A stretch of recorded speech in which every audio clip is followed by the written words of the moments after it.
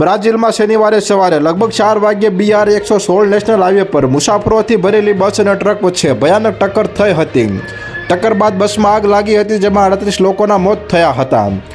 આ ભયાનક દુર્ઘટના બાદ બ્રાઝિલના રાષ્ટ્રપતિ લુઇઝ ઇનાસિયો લુલા સિલ્વાએ પોતાના એક્સ એકાઉન્ટ દ્વારા મૃતકો માટે સંવેદના વ્યક્ત કરી હતી અને ઘાયલો માટે પ્રાર્થના કરી. ફાયર વિભાગના જણાવ્યા અનુસાર મિનાસ ગેરાઇસ રાજ્યમાં ટીઓફિલો ઓટોની શહેરની નજીકના મુખ્ય BR-116 હાઈવે પર દુર્ઘટના સ્થળેથી તમામ પીડિતોને બહાર કાઢવામાં આવ્યા છે. બસમાં કુલ 45 લોકો મુસાફરી કરી રહ્યા હતા, જેમાંથી બસ ડ્રાઈવર સહિત 38 લોકોના મોત નીપજ્યા છે. આ સિવાય અન્ય ગંભીર રીતે ઘાયલ મુસાફરોને સ્થાનિક હોસ્પિટલમાં મોકલવામાં આવ્યા હતા. અકસ્માત બાદ ટ્રક ચાલક સ્થળ પરથી ફરાર થઈ ગયો હતો. તે સમયે અન્ય કારમાં મુસાફરી કરી રહેલા 3 લોકો ટ્રક સાથે અથડાયા અને તેની નીચે ફસાઈ ગયા હતા.